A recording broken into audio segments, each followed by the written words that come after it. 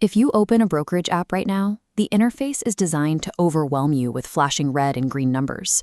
Retail investors consistently underperform the market because they treat stocks as short-term lottery tickets. They track illegible short-term market noise, buying into social media hype and panic selling the moment a scary macroeconomic headline hits the newsfeed. This constant movement creates a hidden drain on capital. Short-term taxes and frequent trading fees act as a friction that prevents wealth from ever truly compounding. You are operating in an environment built for adrenaline and social validation.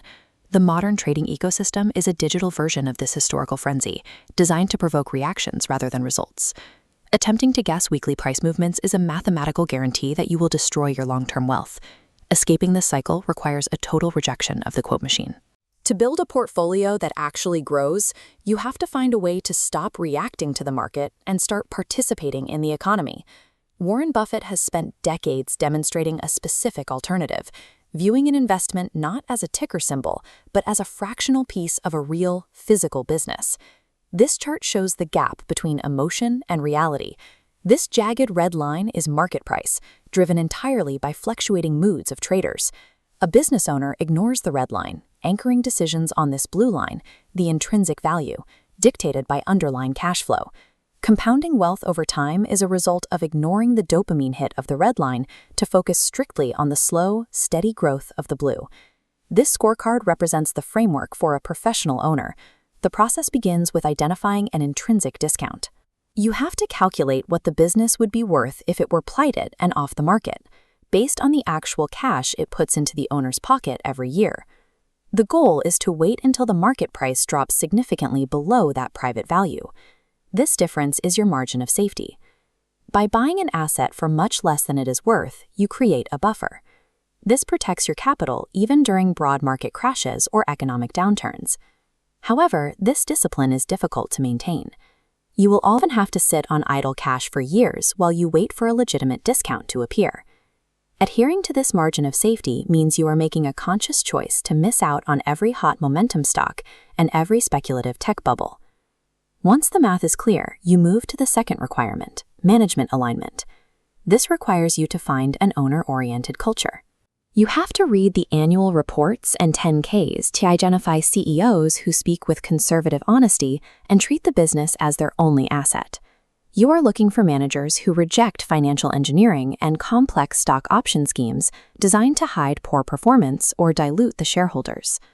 By avoiding ego-driven executives who chase short-term size over per-share value, your capital stays aligned with operators who prioritize long-term return on equity. This requirement narrows your options significantly. It forces you to trade the convenience of stock tips for the slow work of learning corporate accounting. The strategy fails without the final requirement, behavioral immunity. You must approach every purchase with a 100-year mindset, buying the business with the assumption that you cannot sell it or merge it for a century. This mindset eliminates the emotional toll of market swings. It also slashes your costs, removing brokerage fees and deferring capital gains taxes indefinitely. This is a profoundly boring way to invest. There is no adrenaline rush and no excitement in watching a business grow over decades. To succeed, you have to be willing to look foolish during bull markets, remaining still while your peers boast about quick speculative profits. In its simplest form, this philosophy is an arbitrage on human emotion. The value investor uses the market's manic depressive swings strictly as a mechanism to buy durable, cash-producing businesses at a steep discount. After the purchase is made, you rely on honest management to compound that value, while you do nothing at all. Ultimately, the mechanics of the method are less important than your own temperament. You have to decide if you can stay completely still when the rest of the market is moving. This comparison matrix maps paths based on actual habits.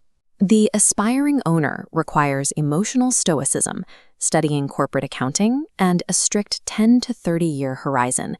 If you check portfolios daily, panic when the market drops, or lack time for auditing financials, you fall into the second column. If you belong in that second column, do not attempt to pick individual stocks. Behavioral errors will inevitably sabotage your portfolio. Your alternative is to use low-cost index funds. This allows you to capture long-term economic growth with zero analytical effort and no emotional stress. You have to make an honest choice.